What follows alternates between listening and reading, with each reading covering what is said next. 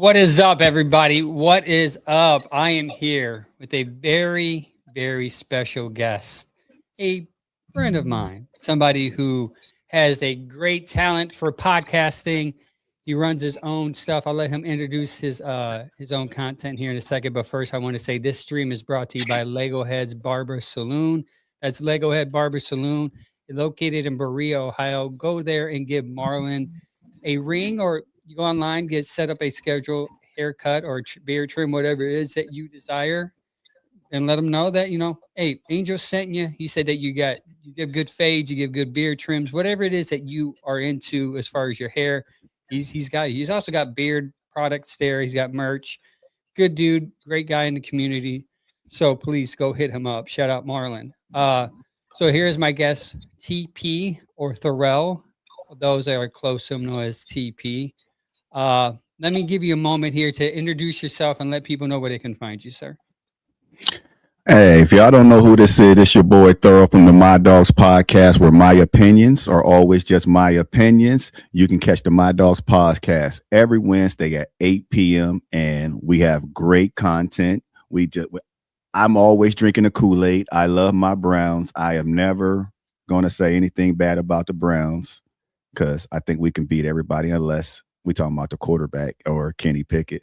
But one thing that I like about one thing that I do like about being his first actual guest was the first time he ever appeared on anybody's podcast. It was the My Dogs podcast, and I am ecstatic to see that how you branched out and you're doing your own thing, and you've been killing it. Yeah, I've been trying to. I'm under the Land Media Group, which Bearder Browns podcast started their own media group. And then I said, Mike, I'm just going to do my own things. I'm going to do it periodically. I can't commit once a week because I got a 9-month-old kid. Sometimes my wife is like hair stressed out. So I'm like, I got family first, then podcast, God, family second, then podcast third.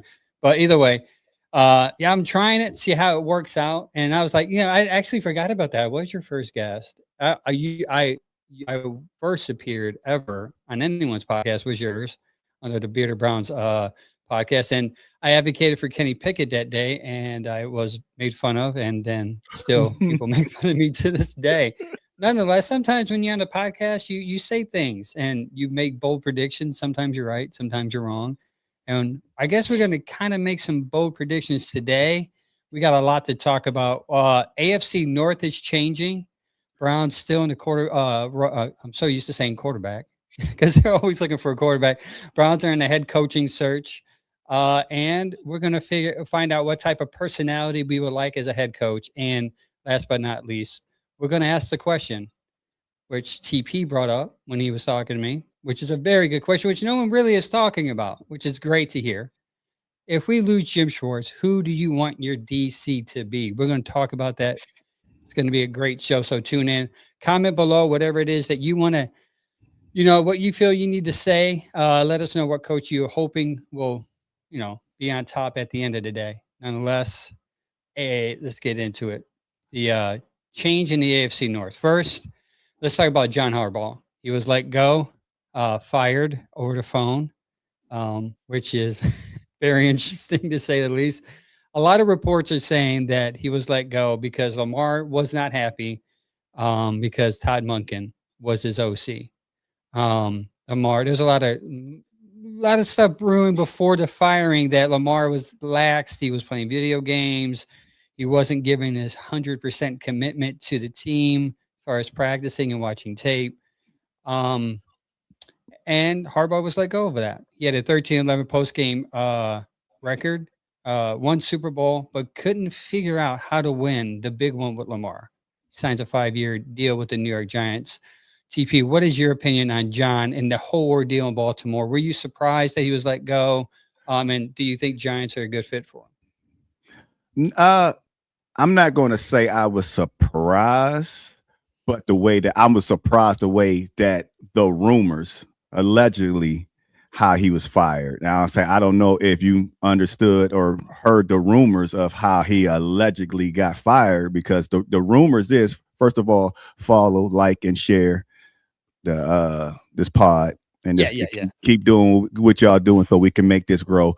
But the rumors is that the owner told John Harbaugh that he was bringing him back. So John Harbaugh was excited, and he called Lamar Jackson. He called Lamar Jackson and told Lamar Jackson, "Hey, they bringing me back, but no, okay." Rewind it back. The owner said, "But if I bring you back, you got to let the offensive coordinator and defensive coordinator go." And he said, "Okay, I'm cool with that."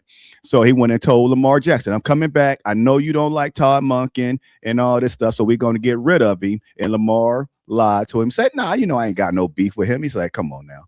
I know you don't like him. Y'all haven't talked in 4 months. That's half the season. You haven't talked to your OC in 4 months. That is bananas."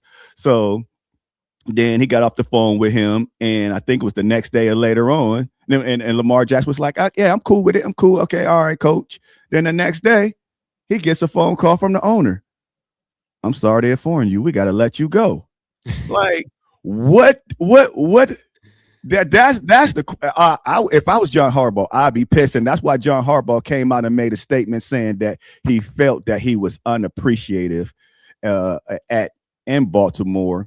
So being shocked, no, because as same thing that Cleveland do, we did with ours. You're gonna pick the quarterback or you're gonna take the head coach. And most times you're gonna try it, you're gonna stick with the quarterback, and we're gonna see can we get in that head coach. So that's what Baltimore's owner did. He took his MVP, his Pro Bowl quarterback over the head coach and hoping that he can come out still with some success. Yeah, it would be interesting to see who there's a couple of interviews. They interviewed Kevin, but he's going to sign with the Falcons. They interviewed, there's a lot of rumors that Kubiak from Kubiak from the Seahawks is rumored to go there, but I didn't see them interview him yet. But it'll be interesting to see who they pick there. And obviously, if you listen to the owner's press conference, he said Lamar is going to have a big say on who's the coach is there, which is going to be very interesting because obviously Lamar is the man in control now. It's not the GM. Do you think a team should operate that way where a team has one player has so much control and dictate who should coach him, where people should be at as far as the organization? I mean, and us older folks, we would say these young cats is just spoiled this and all that stuff. And we love to say that, but in reality, it's sports. The superstar is going to always run the team. Look at Michael Jordan. Michael Jordan is our era. Michael Jordan had his own locker room. Michael Jordan had a locker room right next to the locker room all by himself.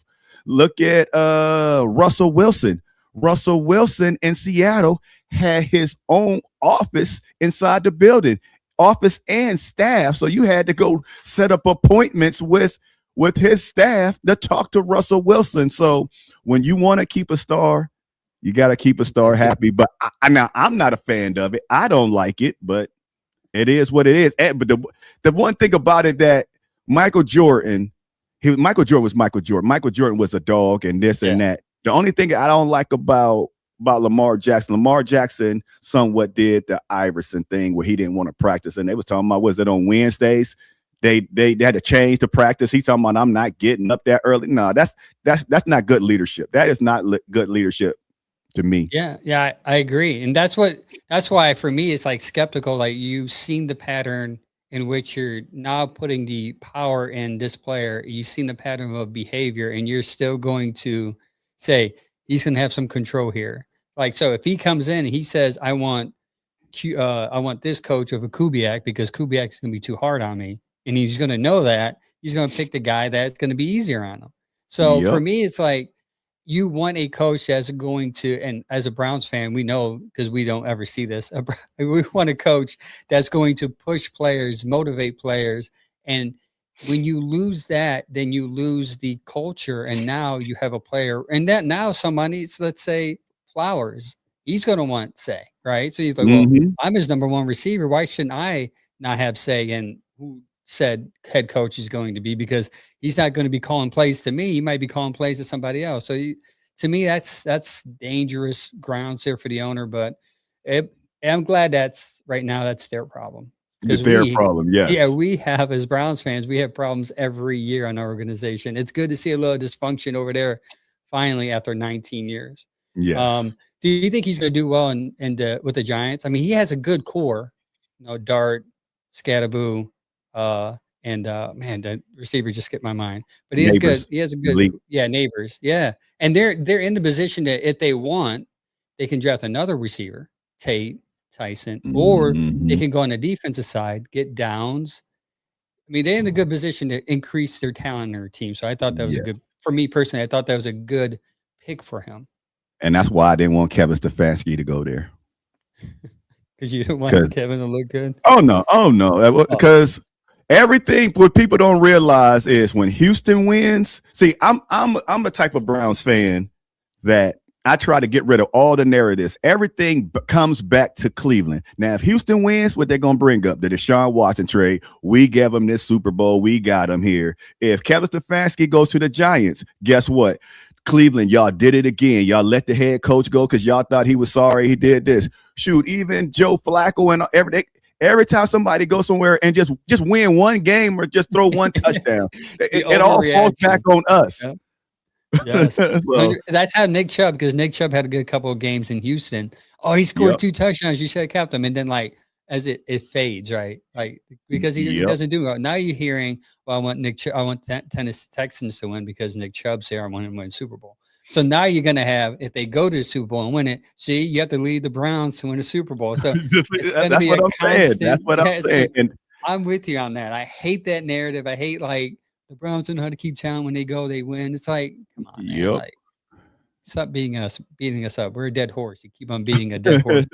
And that's what I told everybody, because Nick Chubb, at the beginning, he was doing a little bit of something, and everybody, some Browns fans, well, I told you we should have kept him. No. At the draft, when we got Sampson and Junkins, we were all happy. Yeah. We didn't know he was going to go through what he went through and all that stuff. So we were all happy. And I don't know about you, but that's how I felt about Deshaun Watson. Yes, it didn't go out the way that we wanted to, but were you happy when we signed Deshaun Watson and with his contract? Were you ecstatic, or were you happy to have him? I personally was, yes. Yeah. I was, because I thought you're getting, and a lot of people are going to go like, I wasn't. You're lying. Yeah, because you're getting an upgrade. Baker was a subpar 500 quarterback here. He'd come off an injury. They weren't going to guarantee him a contract because he was coming off injury. And let's be honest, Watson in Houston was amazing. He was throwing 80-yard bombs to Will Fuller. Like he was like a third string receiver at the time, throwing bombs out, and he was playing well. And the whole narrative was, well, Houston has a horrible line. We have a great line here in Cleveland. If we give him time, he's going to even be better with Nick Chubb and all this talent around him. Like he didn't even have a run game. So yeah, I was ecstatic. I wasn't a big Baker boy either. So for me, it was like, you're getting an upgrade at quarterback. Why not enjoy it? Now, outside of the off the field issues, it was a little concerning, but. Yeah. For me, they had to roll the dice. You're upgrading a position, the most important position in the NFL. So I didn't mind that at all. And that's what I tell everybody. I mean, y'all was happy when we got here. Yes, it failed, but don't say, I know y'all like to get on my man Andrew Berry, or they some people think that Haslam made it, but I think the general manager gonna always make these decisions to me. But it was a good call. We all would have did it, and we all would have failed. So I'm not mad at that trade, because we all was happy when it came. So just because it didn't, he should be fired because it didn't go through. We all would have been fired then, because we all loved the trade and we thought we was getting something. So yep. And then let's flip the script here. Like if he would have went to Atlanta, 90% of Browns fans would see, no one wants to come here. No one wants to play for Cleveland because we suck, blah, blah, blah. Now we have Baker suck. So you still would have had that crowd complaining the Browns can never get a big name free agent because he's going somewhere else because no one wants to be in Cleveland. So it's a lose-lose either way. And I always tell people, he didn't want to come here. We had to overpay. He was going to Atlanta. He had to overpay. Then people don't remember about Clowney. Clowney had 2 interviews with us and he turned us down. Guess what? We had to overpay for somebody to come to Cleveland. Until we start winning and change our organization, we're going to have to overpay for everybody. So if you're a Cleveland Browns fan, just get used to it. We have to overpay. Nobody is saying, I want to come to Cleveland. Yep. And that's why I thought the Browns were going to If they had an interview, I was watching because I was like, if they have an interview, Jimmy's going to go all in. He's going to be like, I'll give you full control. I'll give you half of the organization. I'll give you half of Berea. He's going to go all in, just offer crap to him because he wanted him to come here, which maybe it would have been a good deal. But either way, John Harbaugh signs a 5-year deal. He's in New York. He wanted some power. He ended up getting something because there was a little hesitation, him signing some verbiage. I think that's Yeah. overpower. I As far as structure. I couldn't see him coming to Cleveland. I can't see any prominent head coach coming to Cleveland because going off of what Jimmy say, AB is running this. AB got all of Paul Padiscola, whatever his name is. People don't realize last year that he was still running the team. He was making all the decisions. And when they let him go, they gave all the power to AB. AB has, and that's why we got the draft that we got. That was AB's first time having full control, and you saw what type of draft he come out with. And are you going to bring somebody like Harbaugh in? Well, Harbaugh want the same thing that you want, and what Harbaugh got is what Kevin Stefanski had in Cleveland, which I hated. Harbaugh got the verbiage that's in his contract is the GM is not his boss. He reports to the owner, and I don't like that. I don't like a guy that has full power like that because we did that with one guy, man, that guy from Seattle, Mike Holmgren, and that screwed us. Like he came in for 5 minutes. So according to like it's reputable because it's been written in books that he would come in for 5 minutes and leave and just like poop on the organization. So I'm with you on it. I wasn't keen on it. I heard that side of the argument with Andrew Berry and Paul DiBodesta. Like Paul DiBodesta may have been making the calls and maybe he stepped back this year and Berry had full control. And then it kind of changed my mind on that because I'm like, I've never heard that narrative before. And that could be true. So let me give Berry one more year this year to see what type of, now he's going all in on the offense. We'll talk about that in a little bit. He's already in his press conference. He's going all in. So we're going to see what type of draft he has this year. Because I think the years before that, the draft totally went against Kevin. And I know a lot of people don't want to hear that because Kevin is. Yeah. I mean, they drafted 90% of their men, the talent they brought in here was defense. And that's why Jim Schwartz is reaping the benefits right now. Not that he's not a good coach because he's a good coach, but he's got super talent over there compared to the offense. So we'll jump to Kevin. Kevin's offense wasn't good for 2 years. Good enough. Wasn't good enough at all. He was 31st this year, 32nd last year. Had 13 different quarterbacks, tons of injured players, 8 wins in 2 years. Not good enough, but good enough to sign a 5-year deal with the Atlanta Falcons, which is confusing to me because a lot of people say, well, Kevin's never going to get a job. And I'm like, I don't know, man. I feel like there's some people that see it from my perspective where he wasn't getting enough talent. He wasn't given a proper quarterback. He had 13, and people say, well, he had 13 quarterbacks. Well, only 2 of those were really good. The rest of them back up. Well, I like Jacoby. So maybe 3 or 4 of them were really good. And they see some potential in Kevin. They're going to sign him 5-year deal. I like the Atlanta area for him because I think him and Kirk Cousins can work well together. I don't know about Michael, if he's going to be a good quarterback yet. He's inconsistent, but he has more talent on offense right now than he's had in Cleveland. He's got BJ Robinson. He's got Kyle Pitts. He's got London. Those receivers and that offensive line, and he already has an offensive line that's built. And rumor is he's bringing Bill Callahan with him. Now, Browns fans love Bill Callahan. Bill Callahan could not fix Jed Wills. That's the only person he couldn't fix, right? We don't talk about that, but he's going to have Bill Callahan with him. And rumor is he's going to have his son, Bill Callahan's son, call plays. We'll see if that turns out. But do you think he's a good fit there? First of all, his Bill Callahan's son calling plays. That's I don't see that. I don't see that because he didn't want to give up play calling here, so he's gonna always call the plays. So I'm calling plays for 3 weeks though. He'll call plays 3 weeks and give it up. I'm done. Yeah, but I mean, I was shocked. I was shocked that he went there because Penix, I ain't gonna say he's like Deshaun or he's like Shedeur, but I just don't see that's his style. I think his style, as we saw, what he wanted was Dylan Gabriel. His style was, but he didn't get along with him, was Baker. I don't think Michael Penix is his style. So he just went with the most talented. But if he's committed to Penix, then Penix might succeed. But in Cleveland, to me, he wasn't committed to the quarterbacks that he was given, and he wanted to say, forget you, I'm gonna do me and all that stuff. And that's why I don't like when the head coach boss is the owner and not the GM. Because when the GM is not your boss, guess what? I don't care what you say and what you tell me. You ain't my boss.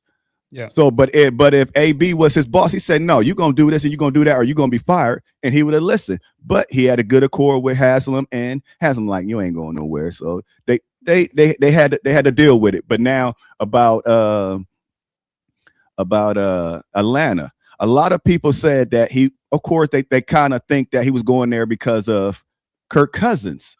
Yeah. I don't know about him and his connection with Kirk Cousins, and that's the thing that always made me mad about Kevin.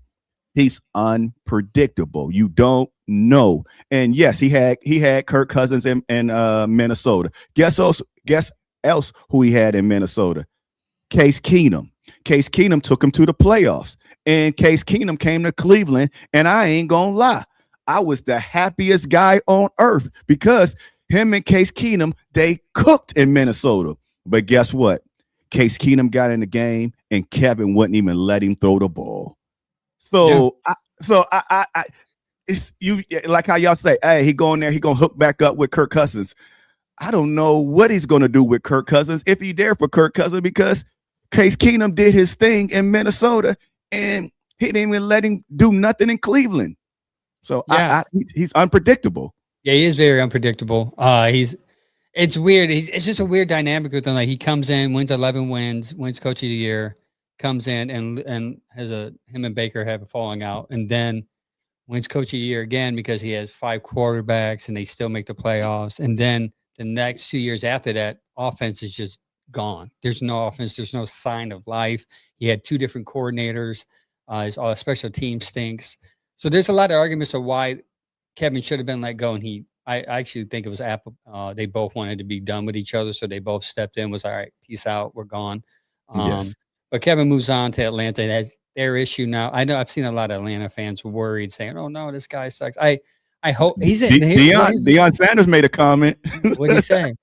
Oh, he just said, "Oh Lord." Oh, I think so he's not happy. The benefit of him going there is that that's a weak division.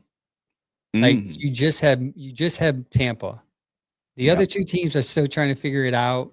And Raheem Morris won the last 4 games with that talent roster. For some reason, something just didn't click with him, and maybe the quarterback, Michael Penix. Maybe I don't know. It's kind of like weird there, but they won the last 4 games and they still let Raheem Morris go. So I think there's an opportunity for him to, believe it or not, TP, look good there. And then people are going to say, especially if the coach here doesn't do well the first year, you should have kept Kevin. You're going to hear a lot of that. I got one question for you, and I'm not a big Kevin Stefanski guy, but I don't know your thoughts on Kevin.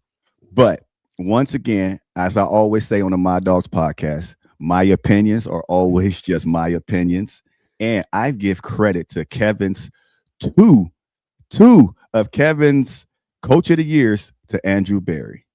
Andrew Berry brought and traded all those players in. We had, on paper, like always, we had the best team on paper.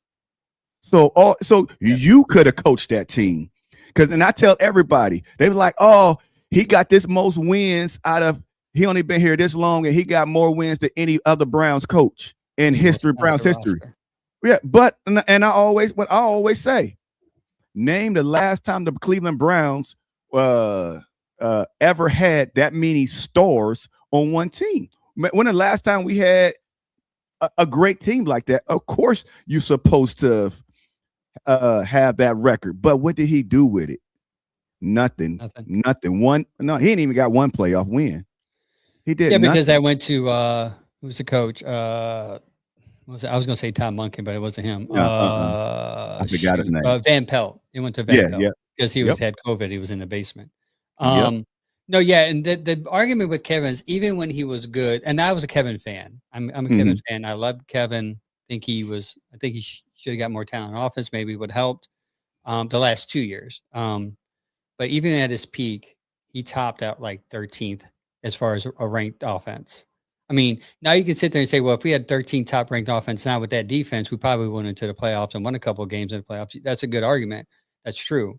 But the issue is the quarterback that you spend all that money on was your safety valve that you were going to be like, well, at least we have a quarterback that can keep us in games and throw us. And unfortunately, we played an old man and then 2 rookies this year. And then another thing is Kevin had, if you look at the percentage of offense, I talk about numbers all the time on my other podcasts. So I try not to do it here. All your rookies, I would say 50-60% of your offense was through offensively was through rookies. You had Fannin, you had Junkins, you had Sampson, you had Bond. A lot of those plays, so especially the explosive plays, stemmed from rookies. So that's the argument where I'm sure they're in the meeting together, him and Haslam and Barry's like, look, this is what our offenses could look like if we have somebody could tap into their potential. I think they see the numbers in the past. When we had this talent, we topped off at 15, 13 top ranking offense. If you want to go toe for toe with these teams, you're going to need top 10, top 5 offense. And I see that. When I get your stats, I get your number. It's, to me, I just think that Kevin Stefanski, he probably is a good coach. And I'm going to say he's a good coach, but he's a hard-headed coach. And his philosophy is, I want to pass. We had Nicholas Chubb, and now we got Junkins. Run the ball. If everybody keeps saying we ain't got no wide receivers, but we got a running back. We always had a running back. Let's run the ball. But nah, Kevin gonna run it 6 times. Oh, we're gonna get shut down. And guess what? We're gonna quit running.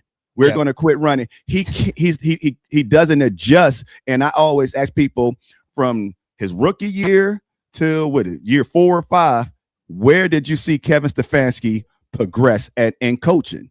And nowhere to me. He's still doing the same dumb mistakes. He ain't grown. He ain't learned from mistakes. He's still cocky. His philosophy is to throw the ball 40 times. I don't care. If PJ Walker's out there, PJ Walker, I need you to throw 40 times. DTR, I need you to throw 40 times. No, you got to adjust to your team. And he doesn't adjust.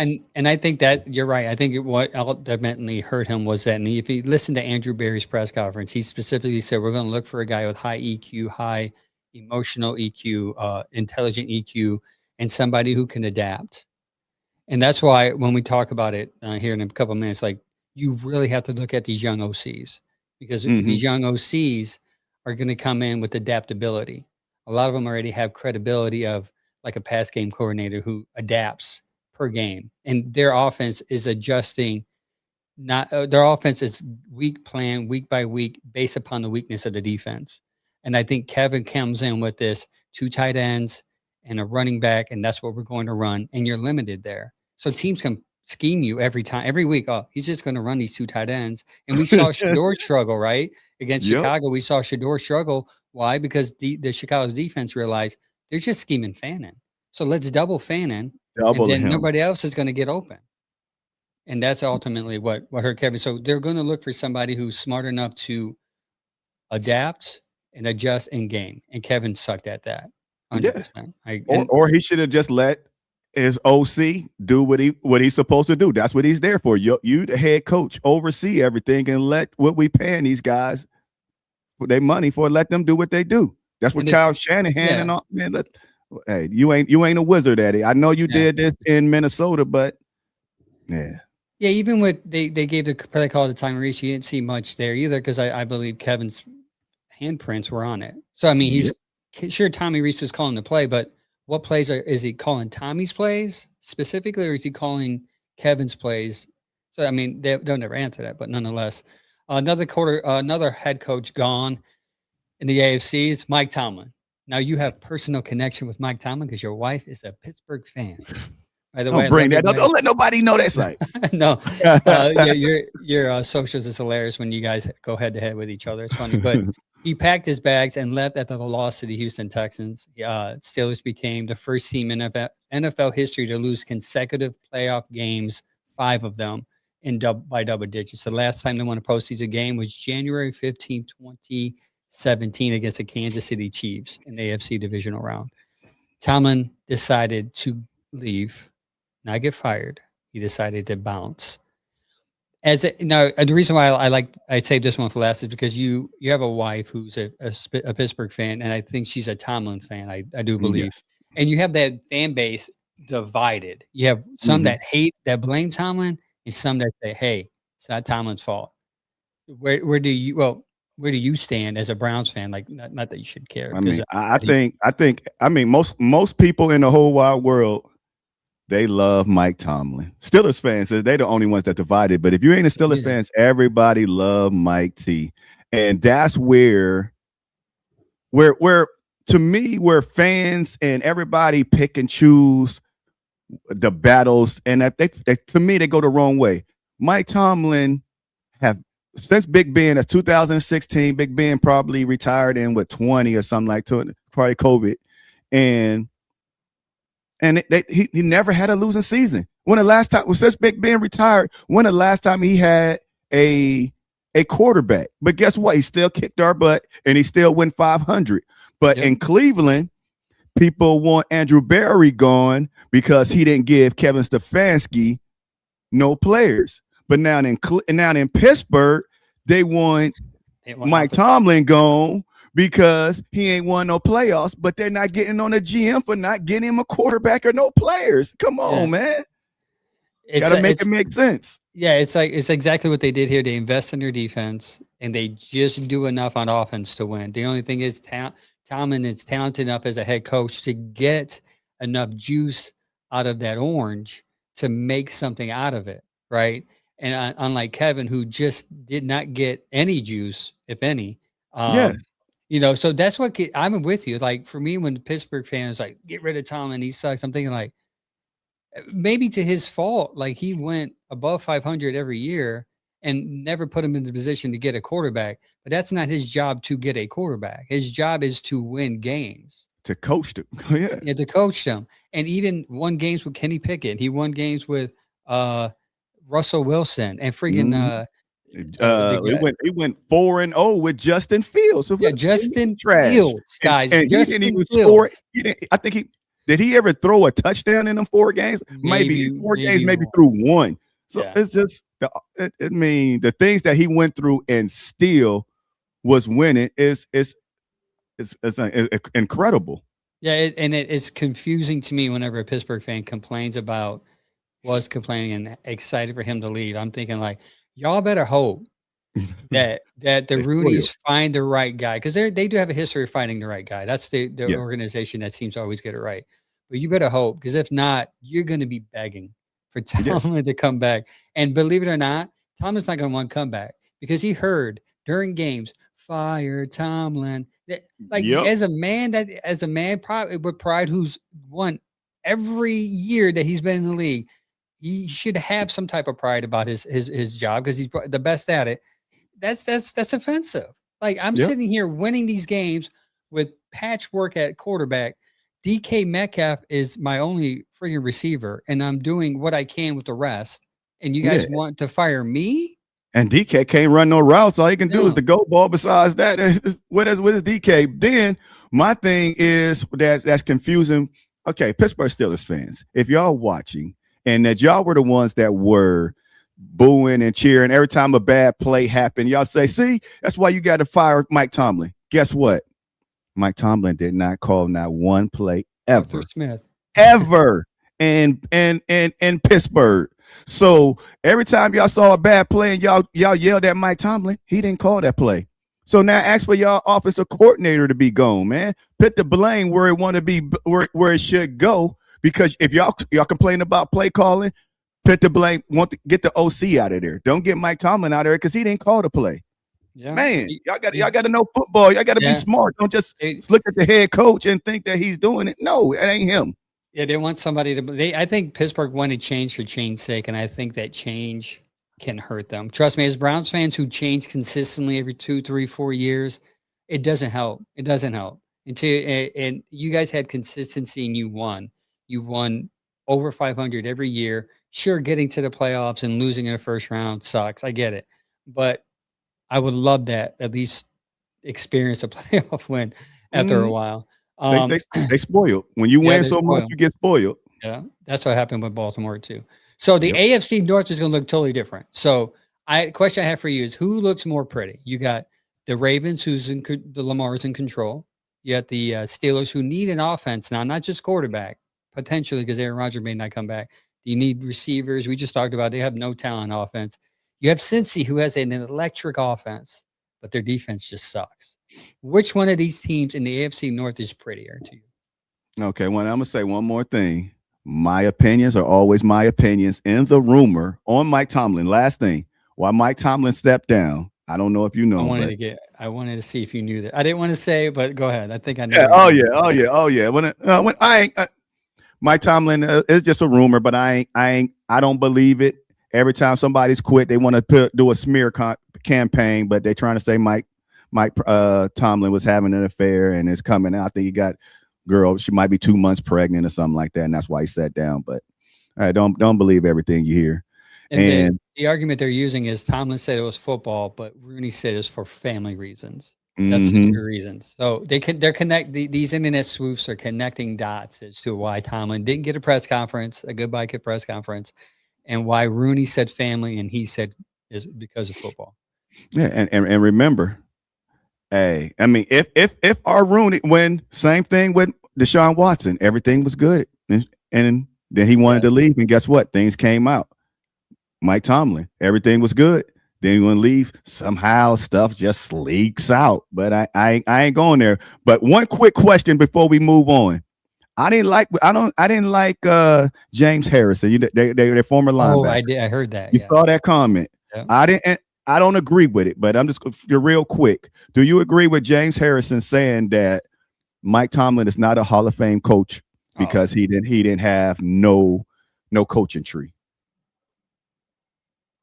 no, no, I think that's no. I mean, you as a coach, you want a coaching tree, yes, but to sit there and say your Hall of Fame credentials should include your coaching tree is no. I don't think you should do that. No, I disagree with that Thank wholeheartedly. you. I mean, he has a winning percentage of like 600. I mean, and he's at a Super Bowl. So all those criterias and division champions and I mean the division championship. So I think obviously there's some they don't like each other.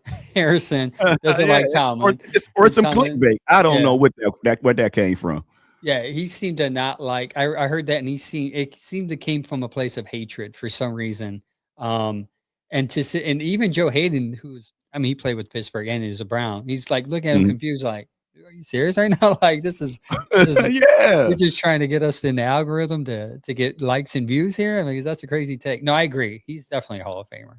I think Yeah. he's going to come back after 2 years and coach again, anyways. If he doesn't like TV enough, he might Yeah, just and I mean, if he go to TV, but I think he was at his daughter's volleyball or basketball, one of those games, gymnastics.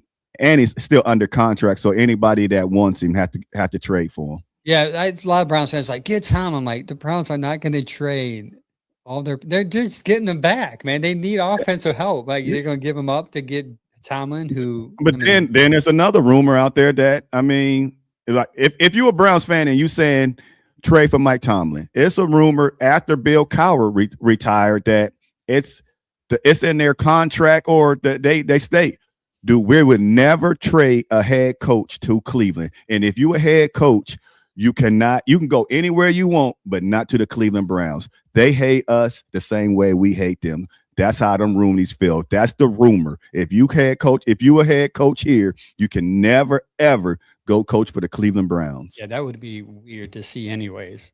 Yes. So yeah, with the AFC North changing, Tomlin had 193 total wins. Harbaugh had 193 total wins. So a total of 386 total wins are gone from the division. So this division's up in the air. It's up. Mm-hmm. So one of those teams, which one looks prettier to you? With me, I'm still going with I one of my favorite quarterbacks is Joe Burrows.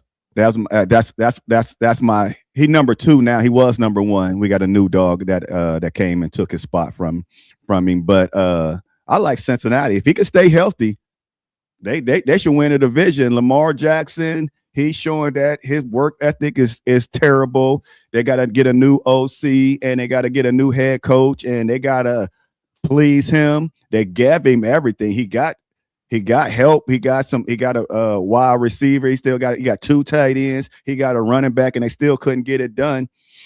I'm going with Cincinnati. I hate to say it, but I'm going with Cincinnati. Yeah, I think just by default, like for me, the Browns are very interesting because you have a defense that can take on any offense in the league, depending on who that play caller is. I think Sean McVay may give him issues and Shanahan. And if you can just get a quarterback that play average, and I know we say this, you say this on my Bearded Browns. If you give me an average quarterback, and I think that's what Barry was saying in his press conference, like we just needed average. And we did not even get that from Kevin offensively for the last 2 years. And if you really want to, and this is me being a Kevin fan, if you even want to go back to 2023 before Flacco came, that offense was not running right. So if it wasn't for Flacco, technically he probably would have been gone after last year because they would have saw 2 years in a row where you had bad offenses, which was dead last in the league. And so Joe Flacco gave Kevin an extra year out of those 5 games in that playoff run. So they see, if you give me average, which Joe Flacco during that playoff run was spectacular. But if you give me average, we can win. And I think they see that here. And I think that's ultimately what got Kevin fired. But I'll be interested to see if they get an average quarterback play, whether it's through Shedeur or maybe if Ford comes in and somehow with a new offensive coordinator or offensive guy they have a coach, maybe they find something in Watson. They tap into something that Kevin couldn't relate to, which is another thing. When they say EQ, they mean emotional stability, to where you can be empathetic to that player and somehow you can relate to that player. Kevin didn't have that. You can see here his press conference. He's very monotone. He's very like, he even said him and David Njoku didn't like each other the first year because he was telling David the truth. Sometimes you just gotta, pamper the players a little bit. Yeah. When you got to do that, but you also with his problem was, once I said before, he's cocky. It's his way. And I always tell everybody, and everybody don't agree with me, but this is my stance. If I spend $250 million guaranteed on a QB and give up 3 first-round picks, head coach, I don't care how you feel and what you feel. What he want to run, you gonna run, because I didn't give up the whole world for him. But Kevin's like, I don't care what you give up. Y'all should have never got him. And that was what their beef was. Kevin wanted to run this style. Deshaun Watson didn't want to wanted to run his style. Deshaun wanted the QB has to run what makes him best. And Kevin didn't know. He said, I want you to run this style. So that's why we got that Deshaun. And that's what I always liked it about Jim Harbaugh. I'm just going to say it. A lot of head coaches do not like the style that some black quarterbacks run. But guess what? I love Jim Harbaugh. Jim Harbaugh said, you know what? I'm throwing whatever I know about coaching and all that stuff away. Whatever I got to do to make Lamar Jackson happy and be the best for the team, I'm going to do it. The second year in Baltimore, Jim Harbaugh came out and said, we went and got his college playbook, and we're going to run that. That's what a great head coach supposed to do. Stefanski, you don't say, no, I got this system and you got to learn how to. No, you got, man, I'll be ranting all day on that. No, I'm saying, and that's actually a good take, because what happens is you make the cup, and this is my argument for Shedeur. Like, you make the quarterback comfortable and to the point where he's getting used to the game speed. And that's when you make things more complicated for him. You give him what he knows. Now he's comfortable. And then you just start, it's kind of like a baby. I got a 9-month-old. So we fed him, my wife fed him breast milk. Now we're feeding him like mashed potatoes. Now we give him corn. Like, as they grow, you give them better food, more nutrients as they grow and as they develop. Some develop faster than others. We can see that in NFL. Baker, Darnold, they didn't develop till right now. They're killing it in the league. So for me, my argument is, Like, he should have tempered it down, made it easy for Shedeur or whatever quarterback, Dylan, whatever Mm-hmm. quarterback he decided to play in this year. And Yeah. he didn't do that. He refused to adapt to that. And I think ultimately, like you've been saying, that's what killed him, his Yes. career here. So And we'll and see and that's how he where handles that. go ahead. And I'm that's saying where we'll see. go ahead. No, that's where we'll see how he handles Atlanta, because if he goes in with either Penix or Cousin, he's got to adapt their game. I don't think he's Yeah. going to go, hey, Penix, this is what you have to learn. Mm-hmm. Hopefully he learns and says, you know what, I made some mistakes. I need to adjust to the player, not the player adjust to me. Yeah, and it's some quarterbacks that are system quarterbacks and some quarterbacks that are not system quarterbacks, but you get like Lamar Jackson, where you got to let them do them to be great. Like Brock Purdy, he's a system quarterback. He's good when that Kyle Shanahan. And Bo Nix, he's a system quarterback. Because I saw a pod where these guys, and it was totally correct.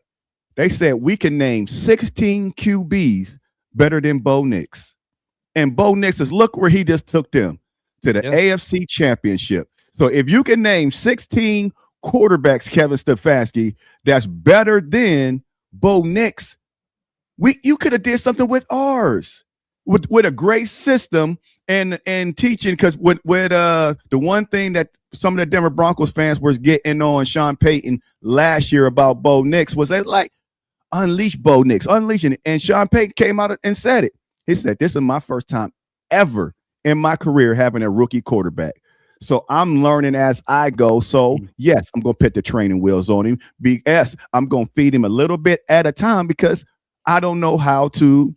And that takes it takes a man to say, I don't know what I'm doing. It's my first time doing that. And yeah.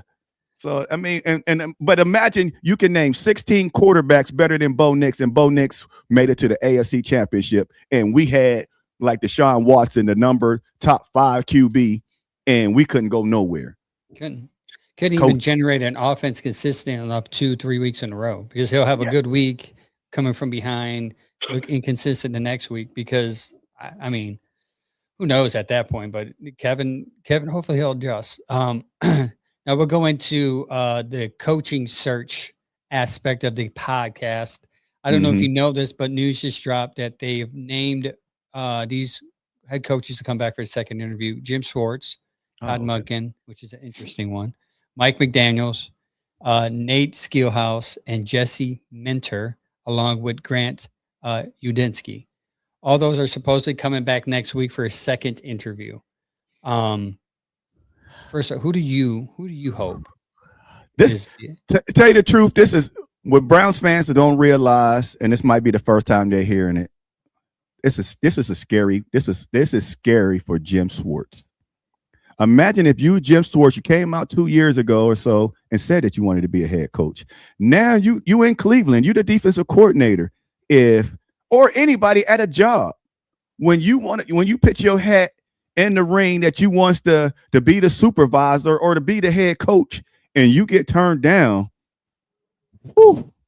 how long would Jim Schwartz be in Cleveland? Will he do one more year and say, forget y'all, I'm out? Or I don't know, but I would like to see Todd Monken, because there's only one reason why I like to see Todd Monken. Is the same reason that Lamar Jackson didn't like him. They said he was hard. And guess what? We need that Belichick way in Cleveland. These cats is lazy. These cats is undisciplined. Because the one thing that we was talking about, Kevin Stefanski and teaching all this stuff, when you can't have a Belichick way with veterans, they making all these millions. You can't, just like me and my job. I've been here 20 years. You ain't gonna tell me nothing. But guess what? Somebody that's only been there a year, they're coachable. They can listen.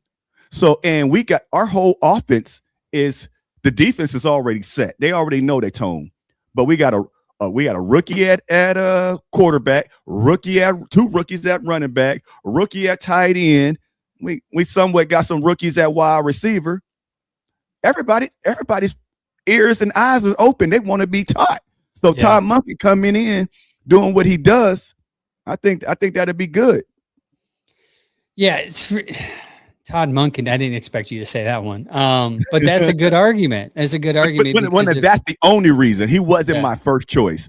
But once I heard that he was hardcore, that's why I wanted him, because we have no lead. I always ask everybody, name a leader on offense, and you can't name one leader on offense. So we need somebody that's going mold some leaders. I mean, your offensive leaders would have been your offensive linemen, which can only go so far, right? You need a quarterback to be vocal. Jameis Winston was probably the most vocal offensive outside of offensive lineman that was here. Yeah. Todd Monken. From that, I get your point. That's actually a good argument to why to have him. For me, I'm very interested in two guys that probably no one else will be interested in, to be honest with you, only because I read a lot on the next up and coming. I like Nate Scheelhaase, the pass game coordinator for the Rams, and for the main reason, if you're passing for the Rams and they're scoring 40 points a game, I want that guy here. If you're scheming pass plays with Sean McVay, who's probably one of the smartest men, and him and Shanahan in San Francisco, offensive minds in the NFL, I want you here. And he's 35 too, so he's not too young. And he's coached. He went from playing quarterback in Illinois, which is important to do when you're trying to develop a quarterback, get a quarterback head coach who can talk quarterback to a quarterback you're trying to develop. And he went straight from Illinois as a player to a running back coach. And from then on, he progressed into where he's at now, at one of the most prolific NFL offenses in the league. That's why I'm interested in him. Also, too, I like Grant Udinski. Oh, he's 30. He's totally opposite of what everyone else is. He's never called plays. He's been in the league 6 years. But from everything I've been reading, this guy is brilliant and smart. And one thing that I said earlier is this guy was going to bring, also Scheelhaase too, by the way. He is what they call adaptability head coach, meaning he schemes based upon your opponent. So what you're going to do is these two guys, you don't need a number one receiver if you have these two guys, because they're going to scheme basically like Bill Belichick. Now, I don't want to go too extreme, because Belichick was very good at scheming and plotting where the defense is weak at and exposing it. But you got to give some credit to Josh McDaniel. Josh McDaniel was the OC, and Josh McDaniel handled that. Yeah. Also, Mike McDaniels is in for the second interview too. He's very interesting for me too. But but those two guys I'm interested in, because I want to go with younger, and mainly the 99% of the reason why I want a young head coach who used to be a former quarterback is because I believe in Shedeur Sanders. Okay. I know, regardless of, I'm a stats guy. Oh yeah. I know his QBR is dead last. Yeah, I know his QBR is dead last. I know he's probably 40th ranked out of 42 quarterbacks this past year, over 200 pass. I get it. But I see something so well in his game that I think if you get somebody who is smart enough and brilliant enough to communicate his language, to tap into his potential greatness, that be worth it for me. I understand fans want Jim Schwartz because of the defensive side. I get that. I get the skepticism. Like, if you let him go, the defense might fall off. But my issue is, if you bring in Jim Schwartz for another 2 years and you let these two guys go and Jim Schwartz doesn't work out, because the numbers show it, if you elevate a guy, he's gone after 2 years. Yeah.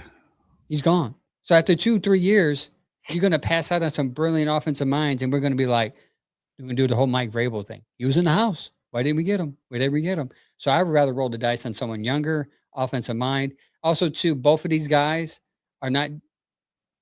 We're going to get into the next question here, because I'm going to get ahead of one thing about your picks. I'm gonna ask you a question, and another reason, like when I did on my show, we was talking about who do we want, and like then I found out about Todd Monken and how he was. That's one reason why I wanted him. Then the only one, the main reason that if you're Cleveland Browns, if you're Andrew Berry and you are looking for a head coach, it's one question that you got to ask him. To me, it's only one question. How do you feel about 4? And how do you feel about 12? 100%. 100% right. You're 100% right. Because if you're not sold into my QBs, You got to go. We already seen what it looks like when the head coach doesn't like the quarterback. And look at Sean Payton. When and I still don't understand, but he's doing good now. But why did you take the Denver Broncos job if you didn't like Russ? If you didn't like Russ as the quarterback, why did you take this job? And I don't want that. And Russ was out of there in 2 years or so. No, you gotta you do you like the quarterback? The quarterback is the engine to this car. Do you like him or Yeah. not? If not, then we on to the next one. Now Barry did say that he saw some improvement, good things with Shedeur, but he can't promise that he's going to be Yeah. the guy coming in because the coach is going to have input on that, which I think is a good. You don't want to. I don't think you can sit there and say Shedeur's the guy, basically because I know a lot of people don't like it. They see the stats, they see this QBR, they see his passing percentage, they see the turnover ratio, they see that, and they can't sit there and say he's the guy and then expect to bring in a smart mind to say we're going to handcuff you to him. So I think in the meetings, I'm hoping they say, listen, we believe, kind of like what I said. Listen, we believe in Shedeur. We think he has some potential. What can you do to Elevate. increase his game, elevate Yeah. him? So I'm hoping that's part of the conversation. That's why Oh, I oh, want an offensive guy. Like Mike McDaniels is even. I know a lot of people are pooping on him because of yeah. I know. what he did I in like him Miami. too. I like his scheme. Like, let's move away from like, well, Tua didn't do well. Let's move away. Like, why didn't he do well? Well, Tua was limited. Mm-hmm. Tua is a limited quarterback. He's kind of like a better Dylan Gabriel, right? Mm-hmm. So a lot of people actually compared the two, believe it or not. So if you bring me, like, I'll be okay with Mike McDaniels. I think he schemes up offensively smarter than Kevin. He came from Kyle Shanahan tree, and he was in the room with Kyle when he was here as a wide receiver coach. And also, too, he was a wide receiver coach. What is our problem here on our offense? Mm. Our Wow. wide Yeah. receiver. We can't Wide develop a wide receivers. receiver to save our lives. Maybe Yes. he can have some input. Hey, this Yes. is what you guys need to do in the wide receiver room. He started as a Yes. wide receiver coach here in Cleveland, went to San Francisco with Kyle Shanahan as a wide receiver coach, was so good at it, they promoted him to offensive coordinator for a couple of years, and they got the Miami job. So that's what But intriguing me about Mike McDaniels. the other question I was going to ask you in your head coaching search, which I don't know if Kevin Stefanski just rubbed me the wrong way, but when you're looking for a head coach and the names that you named that you said that call great plays, do you want your head coach that you hire call the plays, or do you want the head coach to come here and get an OC and them call the plays? I think it differs based upon who you get. Mike McDaniels, he's shown success calling plays. Now, I think Nate, if you get Nate or Grant who is younger, I think um I think there's a shift going on in the NFL what that playing calling is overrated. And I'm going to say it from this perspective because a lot of teams are using analytics. So the Mm. play calling is going to be set up. Mm-hmm. Basically situational play calling, right? If it's 3rd and 1, do this. So I think for me, play calling is overrated because I think the way the NFL is going, they're going to be scheming ahead of time and you're going to have situational play calling. You just have to pick which one to do. It's kind of like Madden, right? You Yeah, go, yeah. you're 3rd and 14, 3rd and 14, they give you this plethora of plays you pick. So I think Barry's press conference, I encourage any fan to go back and listen to say what they were looking for in a head coach. The reason Yes. why I'm so interested in Grant and Nate is because he wants, and we could get into this now, he wants a guy that's like a CEO, someone that Mm-hmm. runs everything.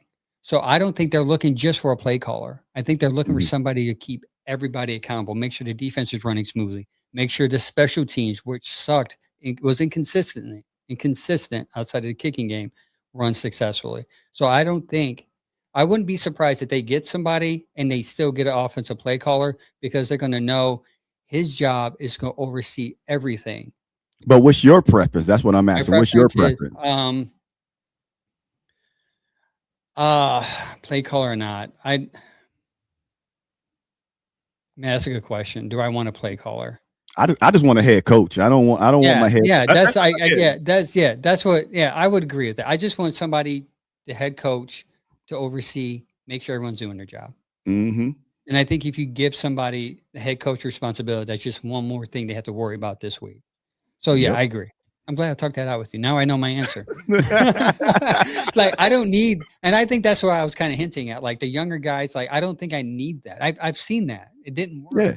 You know what I mean? But Like what unless you're about like them young Andy guys Reid, that you name want to call hit want to I say, hey, I believe I can call plays too. I can't speak for Nate, but I know Grant's on record saying that I don't need to call plays. That's good. That's good. Yeah, so he's like, and to be honest with you, he's been in two positions in which he ran the offense and didn't call plays. He was in Minnesota. He was like an offensive guy. McDonald ran the plays there, and then Liam loved what he did there and gave him a position of OC because you can't lateral move in the NFL. So they made up a position to make him OC and something else for him to learn in Jacksonville. So what's intriguing to Grant is he's learning two different systems from two different head coaches who are successful. Liam Mm-hmm. Cohen comes in the league, turns over to Jacksonville Jaguars, brilliant offensive mind, right? So and he did that without a number one receiver, too, by the way. No one's talking about Jacksonville. We're going to have somebody on our podcast Tuesday from a Jacksonville podcast, and we're going to talk more about Grant. So that's why I know a lot about Grant, because I've been doing a lot more research, because I don't want to be dumb when I talk to this guy. And on y'all Tuesday, I mean, if y'all get into it, if you get ahead, you can bring up the same conversation. If you get a head coach that is not an OC, what OC would you want to see? Yeah, that. And we'll go into our next topic. We'll skip the CEO because I think you already said you want a guy that like Monken who's in control. So you want a CEO guy. Yeah, because and just a touch on it, Andrew Berry is in control of the team, and I don't want nobody coming in there like John Harbaugh thinking that he's above the system. You ain't above Andrew Berry. Your general manager is your boss. If your general manager say this, that's what you gonna do, or you gonna be up out of here. So that's why when people were pointing out, like, I want John Gruden, I want Harbaugh, I want like these big names, like even Flores. Like people's like, I want Brian Flores. I'm like, that's not gonna happen. Brian Flores has credibility on defense, and he's gonna want a lot more say than somebody like Jim Schwartz, who's begging to get into position head coach again, or even Andy Dirte, who's never had a head coaching position. He's going to be like, sure, I'll fit in the organizational structure in which alignment with you guys. Like a guy like John, you can see he held up that contract because he wanted something. It's not being said. We can assume is more control. And they wouldn't have they would not do that. And I want to get Barry another year or two. Let's see what happens. You sent me a good question. I was like, we got to put that in the notes because it's something that I did not think of, and it's a good topic. If they hire an offensive guy or even a defensive guy, and Schwartz is gone, who would you want to run your defense for your Cleveland Browns? Me personally. First of all, if you're a Browns fan, I'm just going. My opinions are just my opinions. If we keep Schwartz, I'm happy. If we get rid of Schwartz, I'm happy because one thing. Go ahead. I'm with you. Go ahead. Because one thing about Schwartz, yes, we got a great defense, but that cover one, the never blitzing. I am irritated. I am highly irritated with you. Myles Garrett wants you to blitz, and you acting like Kevin Stefanski, and you don't want to blitz. And they keep you ain't came up with no coverage that can stop the middle or deep passes down the middle. Everybody know how to beat you. So if he's gone, I'm sorry. I'm not gonna be mad. I wanted to say something, but I'm like, I think he's too. I thought you were gonna be a Jim Schwartz and you're gonna come back at me with some karate chops. But I agree with you. I agree with you. I think this is what I was thinking about last night because I was thinking about the notes. I'm like, how can I compare Jim Schwartz and why he's so good? Not to take away what he's done here, but you've had three phases of the game that suck so bad. It's kind of like you would go out, you're a single man, and you see these girls, right? All of them don't look good, but that one that don't look good look better than the other ones that look bad, right? Yes. So you're going to go with the one that looks better than the other three, right? I think the defense looks so good because our offense and our special teams is so bad. And it saved us. And you also had, again, not to knock Andrew Berry, Andrew Berry went all in on the defense. So you have way more talent on the defense. You got Myles Garrett, you got Denzel Ward, you got Delpit, you had Malik Collins off free agency. Obviously was the guy that stopped the run. You got Mason Graham, rookie. You got Carson Schlesinger, rookie of the year. Schlesinger. Yeah, I mean, you got players everywhere on defense. I'm not saying Campbell, that I can come in pickup. Yeah, so I'm not saying and Campbell you traded for that. I'm not saying that I can go in and coach this defense because I can't. But I'm saying that if you can find somebody who is capable, I think they can because I think you have the talent to do it. And I think we're overhyping Jim because we're like, Jim did this, Jim did that. Sure. Did you know that they were a totally different team on the road this year on defense? I didn't get to pull up the stats. I didn't have time. I was taking care of my little baby. But if you look at the stats, look at comparison between home and defense. Horrible. Doubled it. The points allowed, it doubles. Easy. Yep. Running game, horrible on the road. So we're ignoring Jim Schwartz warts here because we're saying, well, Kevin had leprosy and our other guy had a broken arm. His arm was taken off. Yeah. We're ignoring. There's some marks on Jim Schwartz, and we're over. That's why I say I fear that if we have Jim Schwartz for another 2 years, we're going to just be disappointed. Yeah, hey, I mean, we and to get a defense too, because I mean, we got great play. You made the same argument that I made for Kevin Stefanski of why I don't give Kevin Stefanski the coach of the credit for his coaches of the year. Look at the team, the same way you're saying about Jim Schwartz. You're like, you're getting all this credit because all the players. That's the same thing I'm saying about Kevin. Y'all can say he won it twice, but look at the players he had. And that's the same thing with Schwartz. And maybe that's why Schwartz might get looked over. They like, look at the talent you got. Yeah, I think what's going to might save him is the fact that the leaders on defense is advocating for him. Like you have to listen to Myles and you have to listen to Denzel. You just have to. You have to at least consider it because you want those guys to be happy. And those guys are their bonuses is based upon numbers, right? Yes. And Jim Schwartz has been very pleasant to them the last couple of years because their numbers have been very well, especially Myles under Jim Schwartz. And I get it. Grant Delpit the same way. He's improved. Also, too, back to your Kevin and Jim Schwartz argument, like Jim Schwartz has developed some people underneath him here to be coach. And we're going to get into I forgot to write his name down.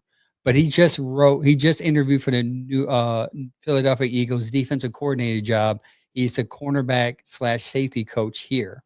So if he's developing coaching underneath him, which we talked about Tomlin, that's a good thing. You also have Tolber, who's our defensive line coach, who is going to be looked at, and Shazier, who's our middle linebacking coach, by the way, who did a great job with Carson. So I say all that to say this. If you get rid of Schwartz, you guys have people in the building that operated underneath him, that learned the system. So you can possibly just increase, give somebody a promotion and say, just run things here. Yep. But another thing about with me, everybody looking at head coaches and what they can bring and all that stuff, but I'm looking at changing the culture in Cleveland, and that's why I said Todd Monken. The culture has to be changed before you can do anything. And before I was for Jim Schwartz of being a head coach, and that the only reason why is because the culture. If you realize what the culture that he changed on defense, and you look at our defense and how everybody's playing together and how everybody's happy, then you go look at the offense, it's night and day. Yeah. When Jim Schwartz got hired, I mean, nobody really did it or going to do it. He said, no, y'all got to embrace Cleveland on the off season. Don't go to Florida, stay here in Cleveland, do this and all that stuff. Then on the field, what Jim Schwartz say? He said, hey, when somebody do a play, I want everybody celebrating. If one person ain't celebrating, you getting in trouble. He brought the team together. So that's what everybody got, a sack, an interception. He said, I bet not see one of y'all not celebrating. I love that. So now imagine we can bring that to the office, because guess when Watson, Dylan, Shedeur, or anybody, when we go 3 and out, they just walking off the field. Or even when we go to score, it might be the quarterback and the running back or the quarterback and the wide receiver. Nope, they're not. They're nobody. They're not a. They're on offense. They do not play as a team. And it goes all the way back to Amari Cooper. When Amari Cooper left Cleveland and went to, I think it was Buffalo that he went to next. I can't remember. Yeah. And he stated, he said the one thing about winning teams and that he wanted that he was trying to bring to, I think he's trying to bring to Buffalo and all that stuff. Probably he couldn't do it in Cleveland, but he said, when I make a big catch, we all should be celebrating. We all should be celebrating because he said people don't realize the mental game in football. If I do a big catch or anybody do a big catch, let's all celebrate because that's going to mentally kill the defense. He said because when somebody when somebody picked the ball off on me and I'm on the ground and they all celebrating, when I'm looking up, I'm pissed. He said that's a hurtful feeling. That's a hurtful feeling that I'm on the ground and I didn't get my job done and they all celebrate. He said, if that hurt me, imagine if I get a catch on somebody and my whole team sidelines and all that stuff cheering. That cornerback's going to be down. That's going to hurt him. And he can go in a slump after that and never come back. And that's what I like about Jim Schwartz, that if he was the head coach that he can bring, because it's a mental game out there too. Yeah. Yeah, I agree. But I wrote a couple names that I would think can help replace him, and I'm going to go where Andrew Berry was in Philadelphia. Christian Parker, Eagles pass game coordinator, DB coach, Super Bowl winner, the key part of the Eagles championship run on defense. Also, Eagles went from 31st to 1st in the pass game defense in 2025. And Philadelphia has a good defense. Yeah, I mean, so you have to tap into that. Also helped develop Mitchell and Deshaun. They're two corners back there and safeties. And he just interviewed for the DC job. So he has some history of interviewing there too. And again, Clinton Hurt, Eagles defensive line, helped develop defensive line coach, helped develop Jalen Carter and Jordan Davis. Those would be the two guys I would look at to replace him. If you're not going to promote within, because I think you can promote within. I think Tarver's been here for a while, and Shazier has been here for a while, to where they learn Jim Schwartz's system, or even add their own sauce to it, and you'll still get benefit there. What do you think should be replaced? Who do you have? Once again, you got to look into when you're looking at a DC, like the names that you said, you got to look and see what they run, because of what Schwartz, and before Schwartz, what we run man. So we run man, and we already know when we go in the zone, we getting toast. So you can't bring in a defensive coordinator that's going to be zone heavy and try to bring his zone scheme in, because we don't have no zone players. We don't have no zone safeties. Denzel is known for man to man. Campbell coming in, he's going man to man, and that's you got Delpit. He always leading the team in tackles because he's up in the box. He's up in the box. He's not a high safety. Yeah. So whoever we brings in, he gotta fit our system. That's why it makes sense that you promote within. Right? Yes. Yep. Because I mean, I would do that. I would like that if they bought into the system. If he do leave and they bought into his system, now if they want to change some things, then be like, we got to go somewhere else. But I would like somebody that bought into the system, that want to play, but want to put their own little twist in. Because, like I said, we need to learn how to blitz, and it just I'm going to bring up this comment before we sign off, because I want to address something. He said, Mr. Stiller fan said, hire 49ers OC Clay Kubiak, then trade for Mac Jones. I don't think the organization wants another Kevin here, because Kevin's safe. No, because I really think they want an explosive offense. I don't think they want this too high safety, too high tight ends. I don't think they want to run the offense through tight ends anymore and a running back. I really think they want to be, and not to sit there and say they don't want two good tight ends. I think they want to have options. And when teams plan for us, they planned, well, Kevin worked from the line out, right? Like the way the quarterback has to read is tight ends, than middle of the field than deep. I think they want to get somebody that can go out in and out. They want to be able to have that, not just be in a box, but somebody outside the box to where listen, you don't need to always throw to your tight end. You also have this guy open in this route here. Yeah. So that's why I say I'll stay away from Kubiak because I think Kubiak's too similar to Kevin because they come from the same tree. Mm-hmm. And if you do that, you might as well just kept Kevin. Now, Kubiak may be a better game caller, situational stuff. Yeah. But give me somebody who has some firepower and that can score me 30, 40 points a game because I'm tired of scoring 13. Yeah. No, I'm looking at the comments. Yeah. Mike just yeah, up, no, Mike? yeah. Go, yeah, but and trading for Mac Jones, once again, like I said, you got to be the head coach got to be committed to what we got right now. Now, if I give you an upgrade, I give you an upgrade, but you got to be committed to what I put on your plate. And I do believe you have to trade for Mac Jones. He has one more year. And if you think Kyle Shanahan is going to do you any favors after him being here, writing a letter, please release me because this organization sucks, you have another thing coming. Because Kyle Shanahan, that's why I'm surprised Mike McDaniels. And Mike McDaniels was a part of the letter writing of, hey, can you please release us all? Because this organization was dysfunctional. Even if they made that trade, would that be a mess in Cleveland? Yeah, because three what are you going to do? what are you going to do? To me, it's not feasible to get a quarterback. That's why I keep saying you got to be happy with those 2 or 3 with Dylan, because bringing another one, we paying too much for Deshaun. Can't get rid of him. We got Shedeur. If we bench him again, now we're going to have to hear all of the Shedeur haters. They're going to riot, man. Yeah, you can't bench him. You can't make him the third guy again. We have to find somebody that think that he can do something with the 3 guys in the building.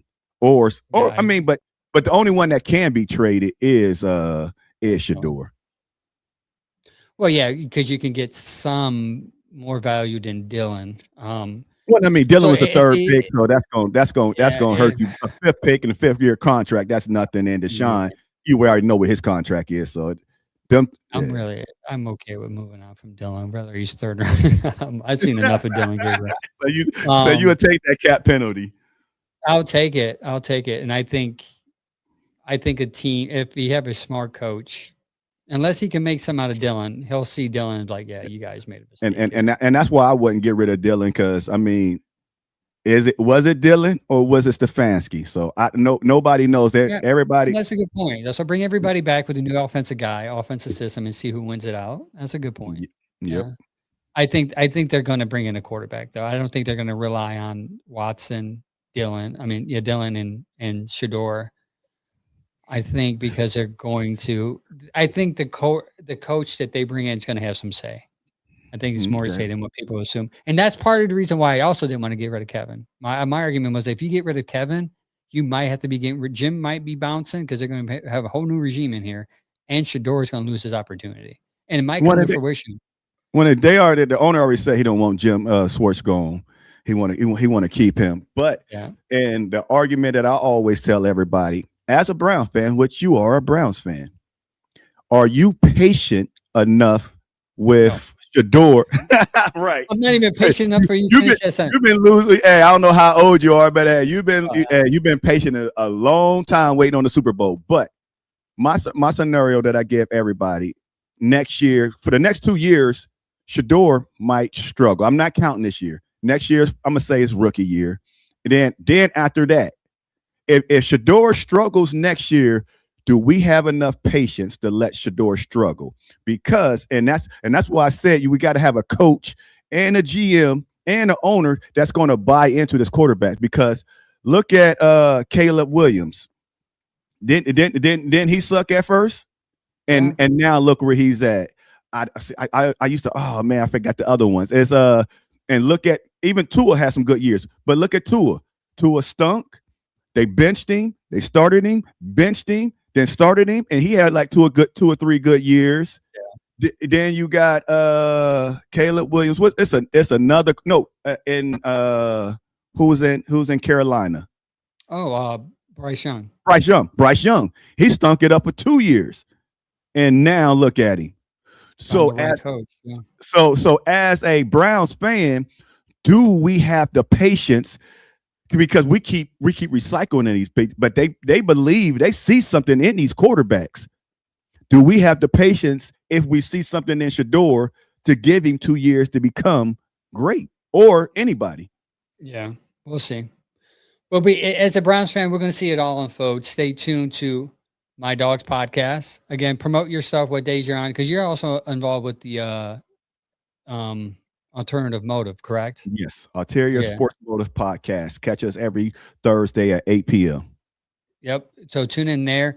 Tune into. I mean, we have a lot going on. The Bearded Browns on Tuesdays, Saturdays at 10 a.m. and then me, maybe every Sunday. I'm going to, based upon whatever my boss, aka wife, tells me I'm allowed to do at this point. But tune in, give him a follow. Great content, not just podcast wise. Him and his wife go back and forth, especially during Pittsburgh week. You're going to want to tune in because they have challenges for each other. Whoever loses, or it's funny. It's good comic relief, especially if you're the one losing as a Browns fan. You kind of want to laugh at yourself, laugh to prevent yourself from crying. Give TP a follow on all socials, and you won't regret it. Thank you, sir, for tuning in. Appreciate it. I thank you for having me. Guest. Well, great. Thanks, man. So with that being said, until next time, like always, go Browns, baby.